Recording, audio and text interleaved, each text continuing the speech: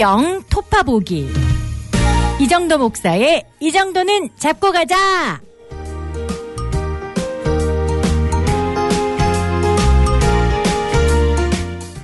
안녕하십니까, 이정도입니다. 오늘은 사사기 6장에서 9장까지 4장 함께 읽어보도록 하겠습니다. 오늘 읽을 부분은 기드온 이야기입니다. 4장이 기드온 이야기인데요. 중요합니다. 왜냐하면 이 기드온이라는 사람이 대사사 중에 한가운데 있다는 점도 중요하고, 또한 이 기드온이 가장 분량상으로도 길어요. 중요한 키워드들이 많이 있으니까 주의 깊게 한번 읽어보겠습니다. 먼저 이스라엘 자손이 또 여호와의 목전에 악을 행하면서 시작되죠. 하나님께서 이번에는 그들을 미디안의 손에 넘기시는데요. 미디안이라는 사람들은 사실은 어떤 하나의 민족이라기보다는 광야의 마적대 같은 사람들입니다. 미디안 족속 안에 겐 족속도 있고 그렇거든요. 겐 족속은 이제 모세의 처가 식구들이죠. 미디안 제사장 출신의 이드로가 모세의 장인인데요. 그렇게 이제 광야에서 마적대 같이 흩어져 사는 그런 부족들 생각하시면 됩니다. 여기 보면은 뭐 어떤 정복을 해서 이스라엘을 식민지로 삼거나 조공을 받는 그런 상황이 아니에요. 앞에서 에훗 때 모압 왕 에글론은 이제 공물을 받았는데 미디안은 그게 아니라 약탈을 하는 겁니다. 자꾸 이스라엘이 파종할 때만 되면 이 미디안 사람들, 아말렉 사람들 이런 이 뭐랄까요, 마적대들이 와서 약탈을 해가니까 이 이스라엘 사람들이 뭐 실제로 뭐 식민지는 아니지만 굉장히 괴로워하는 거죠. 특히 이제 궁핍함이 심해집니다. 그래서 이스라엘 자손이 여호와께 부르짖는데요. 여호와께서는 이번에는 그냥 부르짖었다고 사사를 주시는 게 아니라, 사실 되게 놓치기 쉬운 장면인데 이 사사기 전체가요, 사사들에만 집중하면 안 됩니다. 계속 역사가 이렇게 반복되는 것 같지만 그냥 반복이 아니라 조금씩 상황이 비슷하지만 변하거든요. 8절에 보시면 여호와께서 이스라엘 자손에게 한 선지자를 보내세요. 이름이 안 나오는 한 무명의 선지자가 등장해서 이 선지자가 하나님의 말씀대로 이스라엘에게 경고하는데요. 너희가 내 목소리를 듣지 않았다. 너희가 하나님을 버렸다. 이렇게 경고하시면서 사사를 세우시는 거죠. 그러니까 이스라엘을 좀 더 이스라엘이 잘못한 것들을 책망하시는 것을 구체적으로 드러납니다. 이 부분을 잘 읽어보면 그렇고요. 그리고 이제 사사를 세우시는데 사사를 세우시는 장면도 많이 독특하죠. 11절부터 뭐 아마 많이 아실 텐데 11절에 여호와의 사자가 아비에셀 사람, 이제 아비에셀이라는 이 지역에 있었던 거죠. 아비에셀 사람 요아스에게 속한 오브라에게 이르러. 자, 보면요, 아비에셀이라는 지역에 오브라라는 마을이라고 할 수 있는데 그 마을에 뭐랄까요, 요아스에게 속한 오브라다. 그러면 그 오브라라는 마을의 지도자가 요아스라는 사람이거든요. 이 요아스가 기드온의 아버지입니다. 요아스의 아들 기드온이 그때 그럼 자기 아버지가 어떤 한 마을의 지도자라면 나름대로 지체 높은 집안 출신인데, 그런데 이 사람조차도 미디안 사람에게 알리지 아니하려 하여 밀을 포도주 틀에서 타작하더니. 자, 무슨 말이냐. 원래 이제 밀을 타작할 때는 타작 마당에서 넓은 데다가 밀을 쭉 늘어놓고 타작을 해야 되는데, 그렇게 하면 미디안 사람들이 보고 와서 이걸 뺏어가니까 타작 마당에서 하지 못하고 그냥 조그만 포도주 틀에서 타작을 몰래 하고 있었던 거죠. 미디안 사람들한테 뺏길까 봐. 이게 얼마나 사실 어떻게 보면 비참한 모습 혹은 굉장히 소심한 모습 아니겠습니까? 그런데 그때 12절 여호와의 사자가 기드온에게 나타나 이르되 큰 용사여 여호와께서 너와 함께 계시도다 하매. 자, 기드온의 상황과 천사의 이 말이 굉장히 대비되는 거죠. 기드온은 밀을 포도주 틀에서 이렇게 뭐랄까요, 초라하게 하고 있는데, 근데 천사가 나타나서는 큰 용사여 이렇게 말하는 건 듣는 그 기드온 자신도 굉장히 민망해지고 읽는 우리들도 민망해지는 그런 표현인데요. 사실 천사는 여기서 이 기드온을 큰 용사로 부르는 이유는 뒤에 나오죠. 여호와께서 함께 계시다. 이게 중요하죠. 그런데요, 기드온은요, 거기다 대고 뭐라고 하냐면 하나님이 우리와 함께 계셨으면 왜 이런 일이 일어납니까? 하나님이 우리 조상들한테 하셨다는 그 기적들, 그거 하나라도 보여주셨으면 우리한테 이런 일 없었을 텐데 하나님이 우리를 버리신 거 아닙니까? 막 이렇게 따지는 거예요. 오히려 하나님을 원망하고 왜 기적은 일어나지 않습니까? 이러는 거죠. 앞에 나왔던 에훗 사사가 자신의 약점에도 불구하고 어떤 위대한 영웅적인 모습을 좀 보여주지 않습니까? 또 드보라 바락에서도요. 바락이 좀 연약한 모습은 있지만 어쨌든 드보라는 멋지게 이스라엘 백성을 이끌고 또 바락도 그 드보라와 함께 뭐랄까요. 전차와 싸우기 위해 평야로 내려가는 다볼산에 있다가 산지를 포기하고 평지로 내려갈 때는 전차와 전면으로 붙겠다. 이런 어떤 용기를 보여주는데 그런데 에훗에서 바락으로 조금 어쨌든 좀 뭐랄까요. 사사의 모습이 기대 이하로 간다면 이제 기드온은요. 아예 이런 사람이 사사야 싶을 만큼 패배주의자 같은 모습을 보여줍니다. 이 기드온 뒤에 나오는 입다, 삼손까지 이제 이어지는데요. 이 사람들은 더 이상합니다. 그러니까 시간이 흐르면서 백성들만 악해지는 게 아니라 사사들조차도 이렇게 뭐랄까요. 기대치에 어긋나는 우리 읽는 독자들의 기대치에도 어긋나고 하나님의 기대치에도 어긋나는 그런 사람들이 사사로 세워지는 상황을 보여주게 됩니다. 그러니까요. 사사기에서 이 사사들이 뭔가 대단하고 위대한 영웅들이다. 사사들을 보고 배우자. 이렇게 읽으면 굉장히 곤란한 모습들이 이제부터 많이 나오게 됩니다. 어쨌든 기드온이 이렇게 하나님이 도와주신다고 해도 안 믿고 증표를 보여달라고 하고 증표로 고기와 무교병을 가져와서 거기다가 국을 붓는데 그 고기와 무교병을 천사가 그냥 불태워버려요. 지팡이를 댔더니 불타버려요. 그러니까 기드온이 이제야 이 사람이 아니라 천사구나 하고 깨닫는데 천사라고 깨달으면 하나님이 나와 함께 하시는구나. 이렇게 하니까 시키는 대로 하자. 이게 아니고요. 기드온은 오히려 천사가 이걸 불태워버리고 확 사라지니까 갑자기 무서워지는 거예요. 내가 천사를 만났다니 나를 천사가 이렇게 불태워버릴 수도 있는 건가. 막 어떤 자기를 협박하는 건가 지금 이렇게 걱정하면서 기드온이 슬프도소이다 주 여호와여 내가 여호와의 사자를 대면하여 보았나이다 하면서 자기가 죽는구나 막 이러면서 막 한탄을 해요. 정말 이 사람의 자존감도 낮고 어떤 패배주의에 젖어 있는 사람이죠. 이스라엘의 그런 상황을 사사가 보여주고 있습니다. 하나님이 기드온을 안심시키시고 그러면서 하나님께서 첫 번째로 시키시는 일이 동네에 있던 바알의 제단을 허는 거죠. 아세라 목상을 땔감으로 써서 바알의 제단 위에 제물을 바쳐라. 그런데 이제 기드온 입장에서 난감한 겁니다. 왜냐하면 하나님이 이미 천사를 통해서 보여주셨어요. 막 가만히 있는 게 갑자기 불타버리는. 그런데 그 기적을 보면 하나님 말대로 안 하면 나도 불태워버릴 것 같고 시키는 대로 안 하면 안 될 것 같고 그렇다고 해서 동네 사람들이 다 함께 섬기는 이 바알 신상을 태우기에는 내가 또 동네 사람들을 보기 무섭고 하니까 밤에 몰래 바알 신상을 부숴버리는 거죠. 그랬더니 다음날 동네에 난리가 나고 누가 봤나 봐요. 그걸 또 기드온이 그랬다라고 해서 기드온이 끌려 나오는데 그때 이제 기드온의 아버지 요아스가 이제 그 동네에서 나름 지역 유지 혹은 그 지역의 지도자 이렇기 때문에 요아스가 이제 나서서 바알의 신이라면 바알이 알아서 이 아이를 치지 않겠냐. 뭐하러 너희가 그러냐 하면서 내 아들하고 바알하고 둘이 알아서 싸워서 해결하라고 해라. 이렇게 해서 넘어가게 됩니다.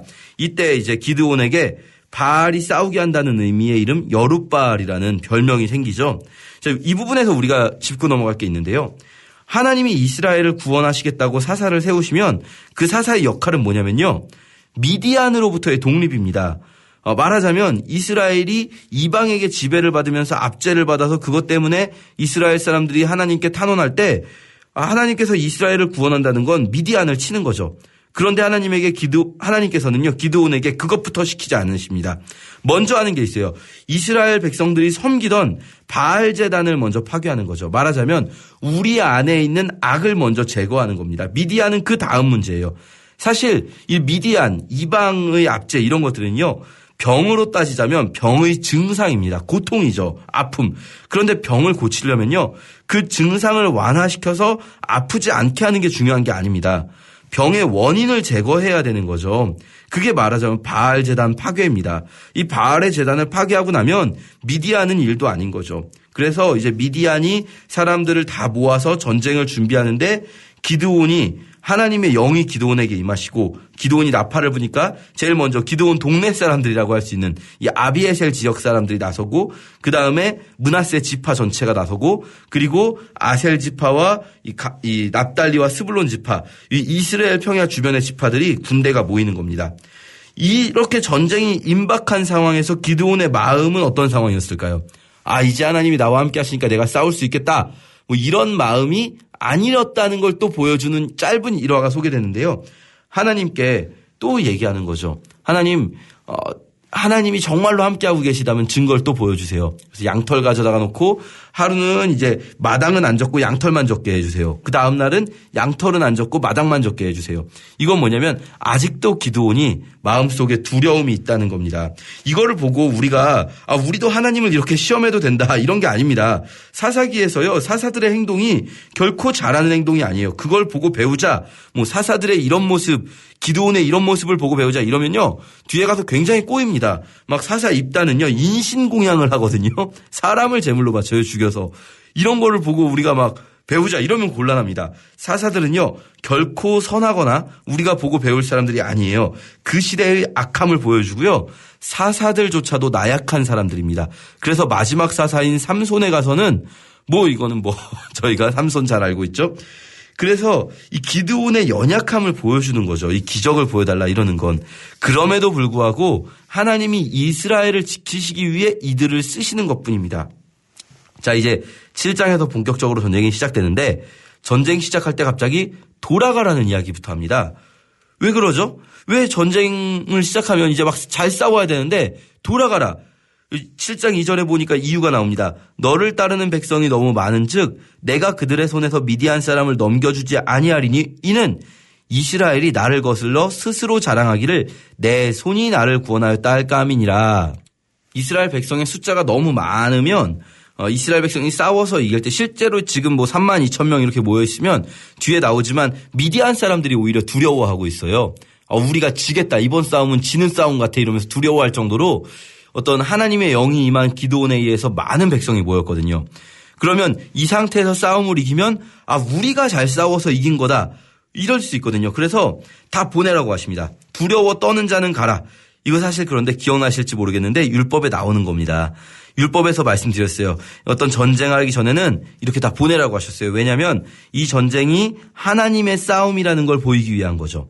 그래서요. 두려워하는 자 가라고 했더니 22,000명이 가고 10,000명이 남습니다. 이걸 보면 알 수 있죠.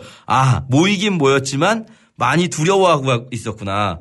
그런데 이제 10,000명 남았는데 10,000명도 많다고 하세요. 그래서 물가로 데려가서 물 마시라고 하는데 손에 물을 담아서 이렇게 마시는 사람이 있고 무릎을 꿇고 머리를 물에다 대고 먹는 사람이 있지 않겠습니까? 그릇이 없으니까 손에다가 물을 이렇게 떠서 마시는 사람이 있고 바로 머리를 물에 대고 먹는 사람. 그런데 손에 물을 담아서 먹는 사람이 300명이었고 나머지는 다 이렇게 머리를 물에 대고 먹었던 거죠. 무릎을 꿇고. 그러니까 무릎을 꿇고 마신 사람을 돌려보냅니다.